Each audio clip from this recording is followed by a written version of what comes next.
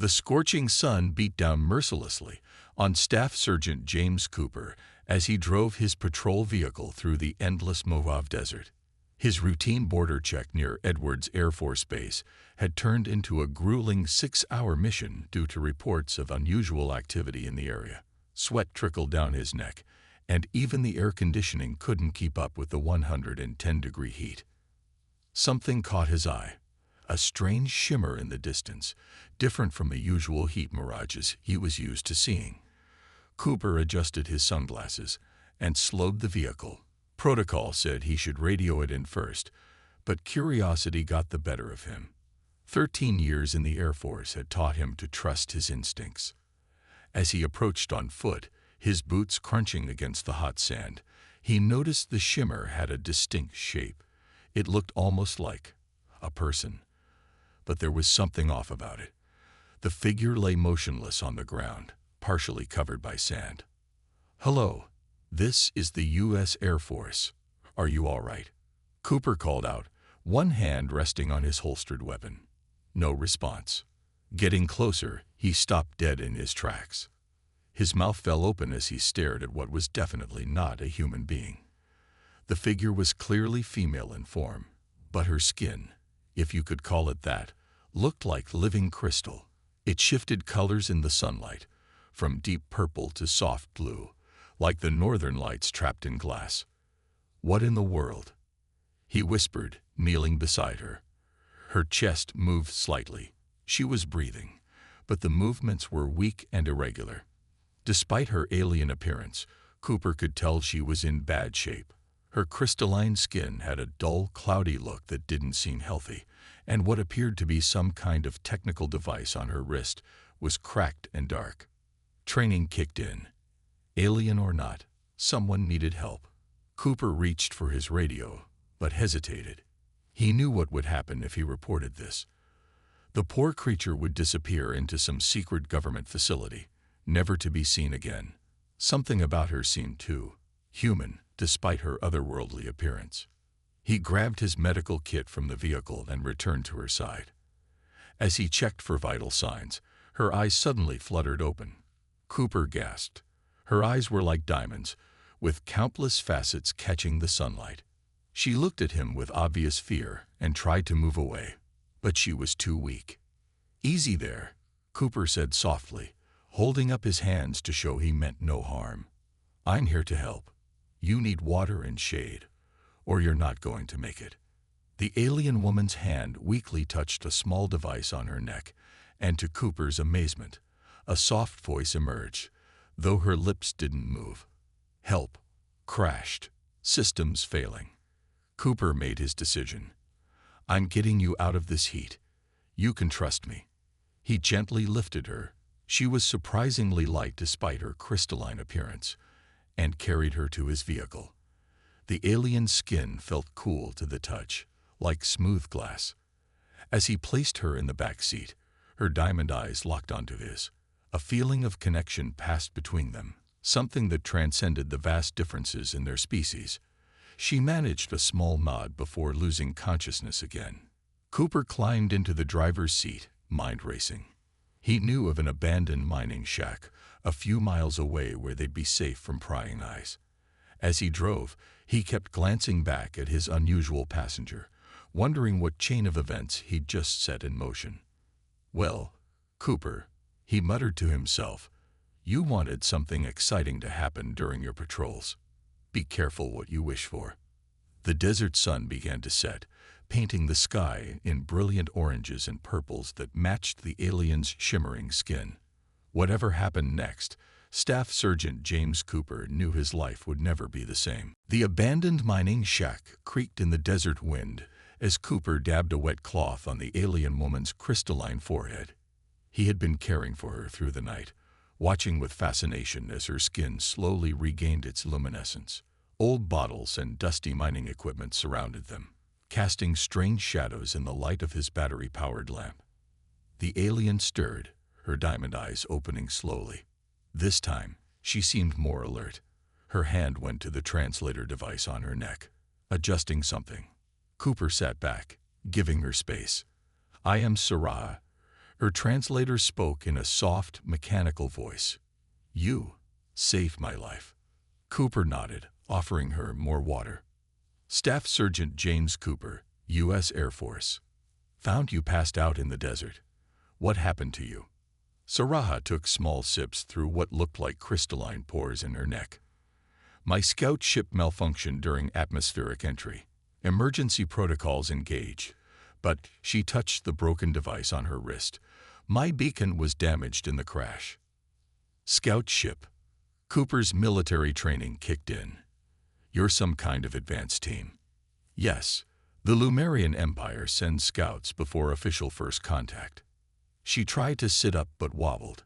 Cooper steadied her with a gentle hand. Her skin felt smoother now, less like glass and more like polished stone.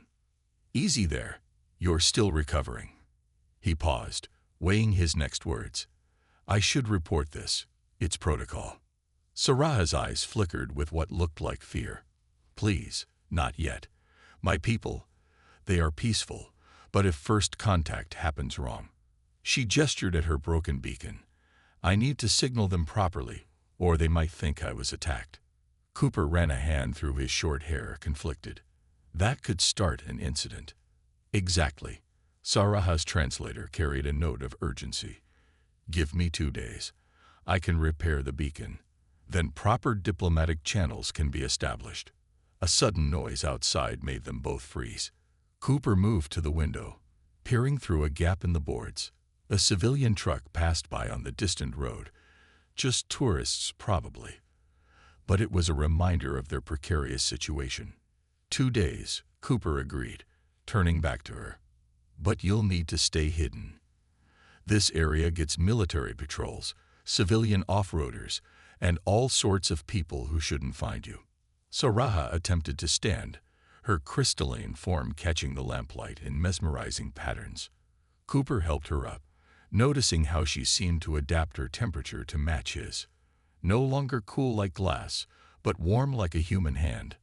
Your assistance is unusual, she said. Most species would prioritize military protocol. Cooper shrugged, trying to ignore how her diamond eyes seemed to see right through him. Maybe humans are unusual. Perhaps. Something like a smile formed on her crystalline features. My studies suggested your species was primitive, violent. But you, she paused, her translator searching for words. You show kindness over duty. Don't get too excited. I might still be court-martialed for this, Cooper joked, but his smile faded as he realized it was true. Saraha touched his arm, and suddenly Cooper felt a wave of gratitude wash over him. Some kind of emotional projection. In my culture, she explained, actions of compassion are valued above all laws. The moment was broken by the distant sound of a helicopter. Cooper quickly dimmed the lamp. That'll be the morning patrol. We should lay low. As they sat in the dimness, watching dust motes dance in the thin streams of sunlight breaking through the boards, Cooper realized he didn't regret his decision. There would be consequences, probably serious ones, but watching Saraha quietly work on her beacon with determined focus, he knew he'd made the right choice. Sometimes, he thought, the right thing and the lawful thing weren't the same. He just hoped the next 2 days wouldn't prove him wrong. The sandstorm came without warning, howling like an angry beast as it engulfed the old mining shack. Cooper sealed the last crack in the window with duct tape, watching as sand pelted against the boards like tiny bullets. According to the weather radio, they were stuck here for at least 3 days. Is this common on your world? Saraha asked, her crystalline form glowing softly in the dim light of their emergency lamp.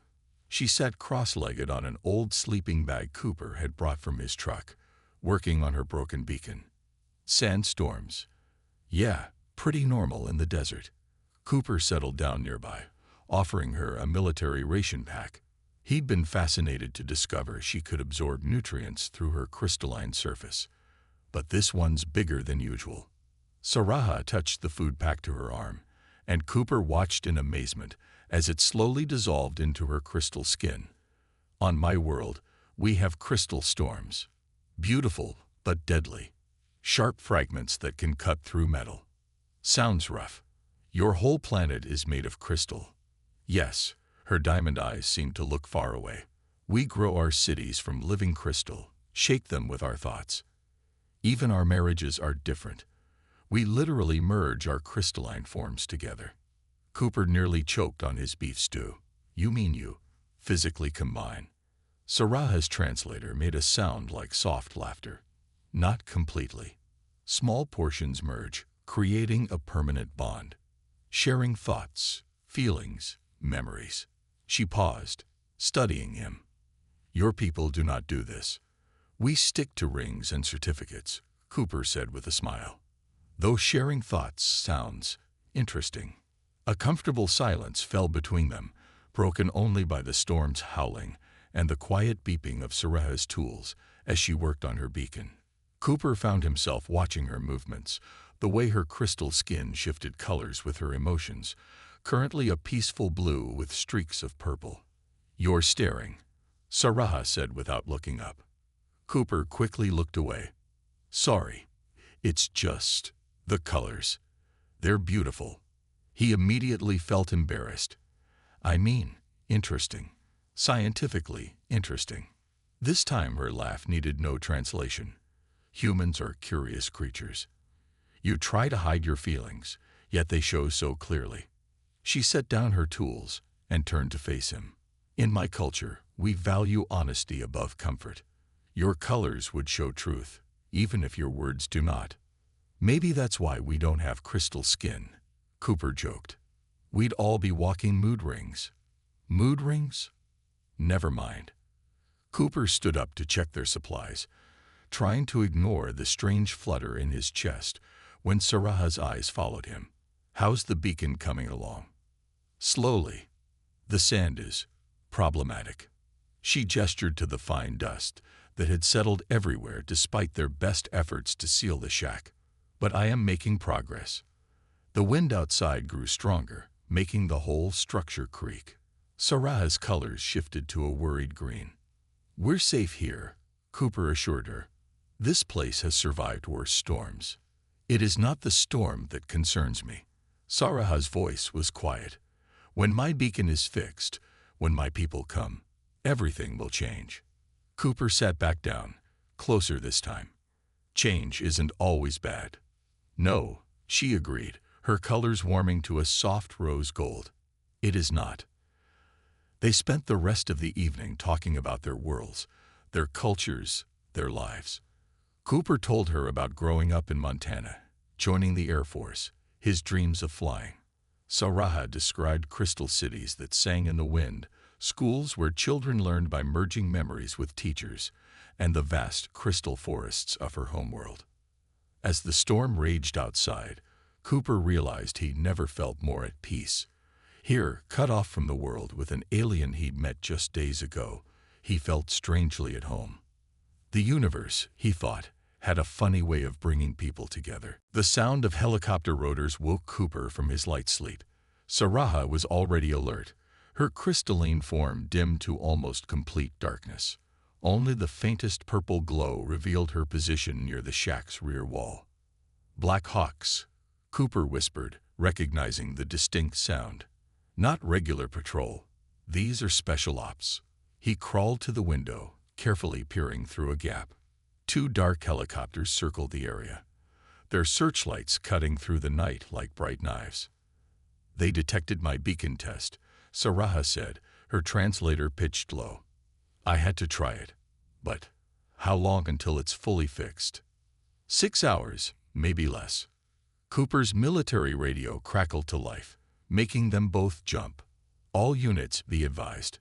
Unknown energy signature detected in Grid 7. Possible unauthorized testing or foreign tech. Sweep and secure. Grid 7. That's us. Cooper grabbed his backpack, quickly shoving in supplies. We need to move. Now. Saraha gathered her tools with swift precision. Where can we go? There's an old mine system about 2 miles south. Used to explore it as a kid during summer visits to my uncle. Cooper shouldered his pack. If we stick to the shadows of the rock formations, we might make it. They slipped out the back of the shack just as a searchlight swept over the front. The desert night was cold, stars brilliant overhead. Saraha's natural glow was both blessing and curse. Enough light to see by, but also a risk of detection. She seemed to sense this, dimming herself further until she was barely visible. They moved quickly between rock formations, Cooper leading the way. Each time the helicopters passed overhead, they pressed themselves against the rocks, holding their breath. The search pattern was getting tighter. Contact spotted. A voice echoed from somewhere ahead. Flashlight beams appeared, scanning the rocks. "This way," Cooper whispered, pulling Saraha toward a narrow gap between two boulders. They squeezed through just as boots crunched past their hiding spot. The gap led to a small hollow in the rocks. As they caught their breath, Saraha suddenly touched Cooper's arm. A wave of concern washed over him. That strange emotional projection she sometimes shared. "You're risking too much," she whispered. "If they catch you." "They won't." Cooper checked his compass. 1/2 mile to the mine entrance. They continued their careful movement through the desert landscape. The helicopters had switched to infrared scanning, their equipment humming overhead. Cooper thanked whatever luck made Saraha's body temperature so different from human readings. Finally, the old mine entrance appeared, a dark mouth in the rock face. Cooper led them inside, switching on a small flashlight once they were deep enough that its glow wouldn't be visible from outside. "We should be safe here Cooper started, but stopped when he saw Saraha's expression. Her colors had shifted to a deep red, a warning sign he'd learned to recognize. "Someone's already here," she said softly. Footsteps echoed from deeper in the mine.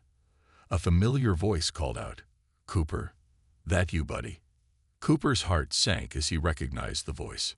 Marcus. Staff Sergeant Marcus Chen, Cooper's best friend and fellow airman, stepped into the dim light. His face showed a mix of relief and worry. "Man, am I glad it's you.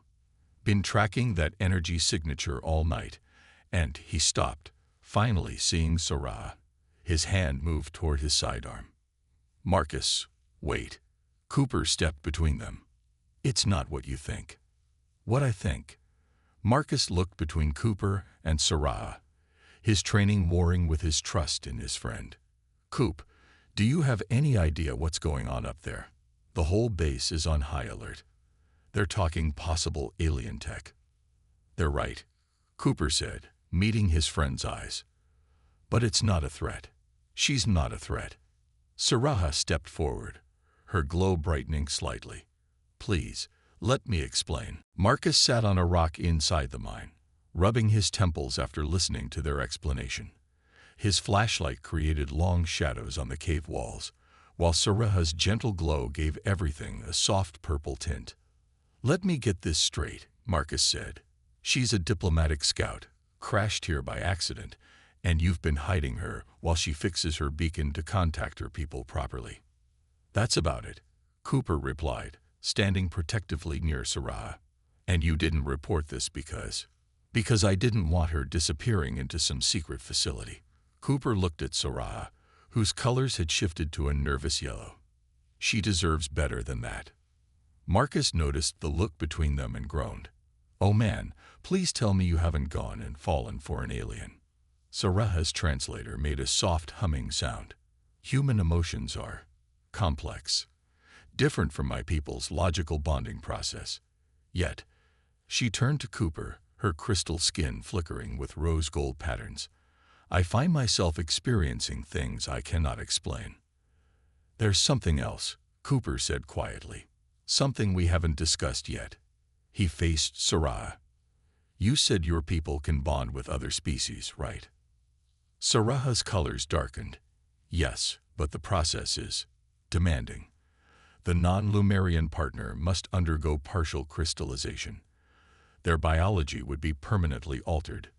Marcus jumped to his feet. "Whoa, hold up. Cooper, you can't be seriously considering this." "The change would end your military career," Saraha continued. "And I would be exiled from the Lumerian diplomatic corps for choosing an unmodified species." Her colors swirled with deep blue sadness. It is why I hesitated to speak of it. Cooper reached out, touching her crystalline hand. A spark of energy passed between them, visible in the dim light. How long until the beacon's ready? Minutes now. Saraha looked down at the device. Once activated, my people will arrive within hours. Marcus watched them, his expression softening. Coop, think about this. Everything you've worked for. I am thinking about it. Cooper didn't take his eyes off Saraha. All my life, I wanted to fly among the stars. Maybe this is just a different way to get there. Suddenly, their radios crackled. Grid 7 Alpha cleared. Moving to 7 Beta. All units converge. They're getting closer, Marcus warned. I need to make a decision here, man. Either I report in, or, he paused, looking at his friend of 15 years, or I buy you some time. Cooper turned to his friend. Marcus, I can't ask you to. You're not asking. Marcus checked his weapon and radio. I'm choosing. Besides, he smiled, someone's got to make sure first contact goes smoothly, right? Saraha's beacon let out a soft chime. All three looked at the now glowing device. It's ready, she said softly. But before I activate it, she faced Cooper. Are you certain? The transformation process cannot be reversed. Your life will never be the same. Cooper thought about his career, his plans, his normal life.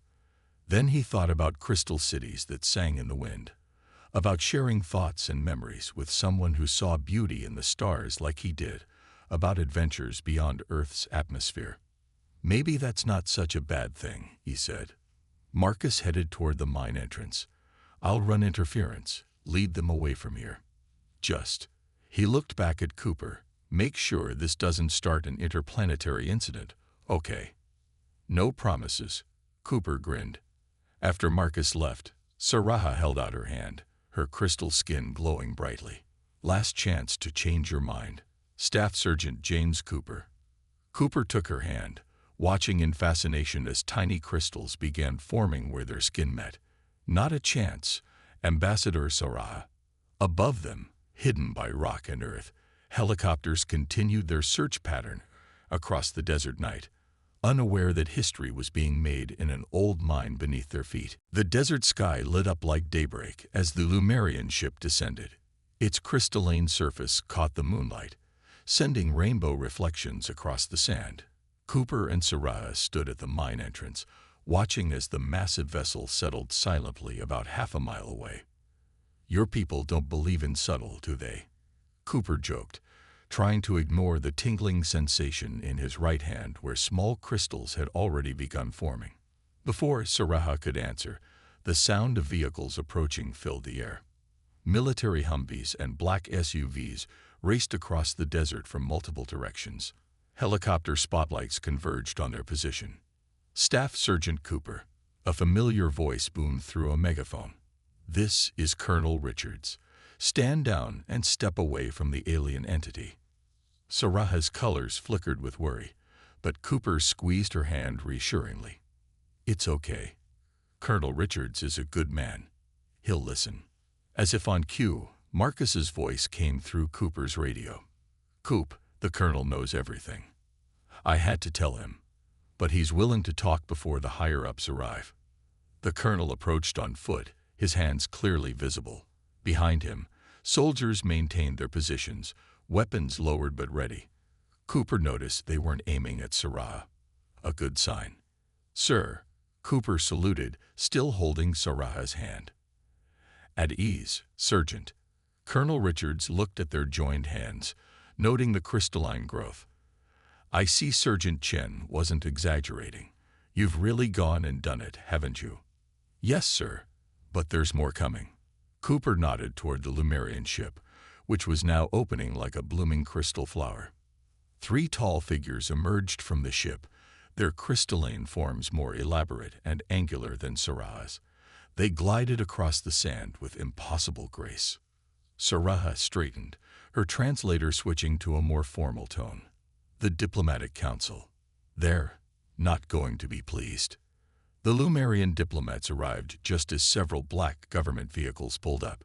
Men in suits rushed out, looking anxiously between the aliens and the military personnel. The tallest Lumerian spoke, its voice resonating through multiple translators. "Scout Saraha, you have violated multiple protocols, engaging with an uncleared species, attempting biological fusion." Its crystal surface flashed angry red. "You have compromised our entire first contact procedure." With respect, Ambassador, Colonel Richards stepped forward. "Your scout didn't compromise anything. She crashed, was injured, and one of my men helped her. If anything, this proves our species can work together." "Impossible," another Lumerian diplomat cut in. "Our study showed humans to be too emotionally volatile, too unpredictable for direct contact." "This incident proves it. One of your soldiers abandoned protocol entirely because he chose compassion over rules." The colonel smiled. "Isn't that exactly the kind of thing you'd want in a potential ally?" Saraha moved forward, her colors bold and confident. "Council members, my time here has shown me that our studies were incomplete. Humans are emotional, yes, but that gives them strength. They can adapt, change, grow." She lifted her joined hand with Cooper's, showing the growing crystal formation. "They can even become something new, if given the chance." The lead ambassador studied the crystalline growth with obvious surprise. "The fusion is progressing rapidly. This should be impossible with their biology." "Maybe," Cooper spoke up, meeting the ambassador's gaze. "You'll find humans are full of surprises." A series of rapid color changes passed between the Lumerian diplomats, some kind of silent communication. Finally, the lead ambassador turned to the government officials who had been watching nervously. "Perhaps," the ambassador said slowly, "we should discuss this situation in detail. It seems our first contact has already begun, whether we planned it or not." Colonel Richards grinned. "I've got coffee in my office, though you might prefer mineral water." As the various officials began organizing a proper meeting, Cooper felt Saraha's emotions through their growing bond. Relief, joy, and something very much like love. "Still think this was worth risking your career over?" she asked softly. Cooper watched as humans and Lumerians cautiously began interacting, their two worlds meeting for the first time. "I think we might have just made history." Indeed, Saraha's colors shifted to warm gold. "Though our story isn't quite finished yet." Inside the Lumerian ship, Cooper stared in awe at the crystalline chamber that would either complete his bond with Saraha or destroy them both. The room sparkled with living light, crystals of every color growing from floor to ceiling.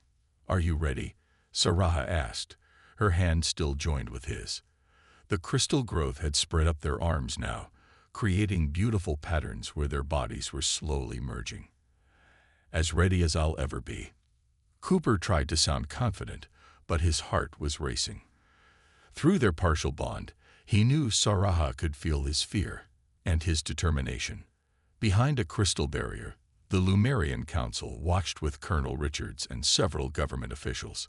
This would be the first human Lumerian bonding ceremony ever attempted. "The process is dangerous," the lead ambassador warned one final time. "Your minds will merge completely. If you are not truly compatible, the shock could kill you both." Marcus pressed his hand against the crystal barrier. "Coop, you don't have to do this." "Yes, I do." Cooper looked at his friend, then at Saraha. "Some things are worth the risk." Saraha led him to the center of the chamber, where a large crystal formation rose from the floor like a throne. As they sat down, smaller crystals began growing around them, connecting to the patterns on their arms. "Clear your mind," Saraha instructed softly. "Let the memories flow naturally. Don't fight them." The chamber began to hum with energy. Cooper felt a strange sensation, like his thoughts were turning to liquid crystal. Suddenly, he wasn't just himself anymore. He was a young crystal child, learning to shape matter with thoughts. He was Saraha, seeing Earth for the first time from orbit, marveling at its blue beauty. He was himself at age 7, watching airplanes with wonder. He was both of them, experiencing each other's lives in perfect detail. Joy, pain, fear, love. Every emotion they'd ever felt flowed between them. Cooper saw the loneliness Saraha felt as a scout, the first of her kind to volunteer for solo missions. Saraha experienced Cooper's dedication to flying, his dream of touching the stars. The crystal growth accelerated, covering them both in a glowing cocoon. Outside, they could dimly hear voices expressing concern at the intensity of the reaction. "Their vital signs are off the charts," someone said. "The energy readings are unprecedented," another added. But Cooper and Saraha barely noticed. They were lost in each other's minds, their separate consciousness merging into something new, something never seen before. Cooper felt his body changing, crystal patterns forming across his skin. It didn't hurt. Instead, it felt right, like his body was finally matching his soul. Through their bond, he could feel Saraha's amazement at how easily he adapted to the change. Memories continued to flood between them. Their first meeting in the desert, the days hiding in the shack, the growing feelings neither had fully understood. Now they experienced each moment from both perspectives, understanding each other completely. Suddenly, the chamber filled with brilliant light. The crystal cocoon surrounding them shattered, releasing a wave of energy that made the barriers vibrate. When the light faded, Cooper and Saraha stood together, transformed. Cooper's skin now held permanent crystal patterns, glowing with their shared emotions. Saraha's normally rigid crystal form had softened slightly, taking on more human-like qualities. The lead ambassador approached, amazement clear in their color patterns. "Impossible. The bond is complete, stronger than any we've ever recorded." Colonel Richards laughed. "Didn't I tell you humans would surprise you?" Cooper looked at Saraha, seeing her both with his eyes and through their bond. Words weren't necessary anymore. They could feel each other's joy, their love, their complete acceptance of what they'd become. "The trial is complete," the ambassador announced. "The bond is recognized by Lumerian law." Marcus wiped tears from his eyes, grinning. "Only you would turn first contact into a wedding, buddy." Cooper smiled, feeling Saraha's amusement echo through their bond. They had done more than just survive the trial. They had proven that love truly could bridge the gap between stars. 1 year later, the crystal spires of the New Earth Lumerian embassy gleamed in the Arizona sunset. Cooper stood at the observation deck, his partially crystalline skin reflecting the golden light. Below him, humans and Lumerians moved together through the building's halls, a sight that had become wonderfully normal over the past year. Ambassador Cooper. A young aide approached. "The new diplomatic team from Crystal City is arriving." Cooper smiled, feeling Saraha's amusement through their bond before she even entered the room. She glided in, her crystal form now carrying subtle human characteristics, a legacy of their unique bond. "Still not used to the title," she teased, taking his hand. Their crystal patterns synchronized automatically, creating swirling designs where their skin met. "About as used to it as you are to teaching Lumerians about human emotions," Cooper replied. Their successful bonding had changed everything. The Lumerian Council, amazed by their compatibility, had appointed them as joint ambassadors. Cooper's partial crystallization let him understand Lumerian culture in ways no other human could, while Saraha's new emotional awareness helped her bridge the gap between logical Lumerian thinking and human feeling. Colonel Richards, now General Richards, joined them at the window. "Hard to believe it's been a year since we almost shot each other in the desert. Best mistake I ever made." Cooper grinned, remembering the night he found Saraha in the sand. The door opened again, and Marcus walked in, wearing his new diplomatic liaison uniform. "Hey, the newlyweds coming to the celebration or what? We got 30 new human Lumerian couples waiting to start their bonding trials." That had been the biggest surprise. After Cooper and Saraha proved it was possible, other humans and Lumerians had started falling in love. Each successful bonding strengthened the alliance between their peoples. "They're nervous," Saraha said, sensing the emotions from the waiting couples below. "Like we were." Cooper squeezed her hand. Through their bond, they shared memories of their own trial, the fear and joy of becoming something new together. "Well," General Richards said, "go give them your speech. Show them it's worth the risk." Cooper and Saraha walked to the ceremony hall together, their crystalline patterns glowing in harmony. The room was filled with hopeful couples, humans and Lumerians who had chosen love over convention. "A year ago," Cooper began, addressing the crowd, "I found someone lost in the desert. I broke every rule trying to help her." He paused, feeling Saraha's love flow through their bond. "People said humans were too emotional, too unpredictable for this kind of connection. They said Lumerians were too logical, too rigid. They were wrong," Saraha continued. "Our differences make us stronger. Humans taught my people that emotions aren't weakness, they're strength. And we showed humans that logic and feeling can exist in perfect balance." Together, they raised their joined hands, letting everyone see how their crystal patterns dance together. "The bond isn't just about changing your body," Cooper explained. "It's about being willing to change your heart, to become something new together." Later, as they watched the first new couple enter the bonding chamber, Marcus stood with them. "You know," he said, "when you told me you were in love with an alien, I thought you were crazy." "You still think I'm crazy?" Cooper asked.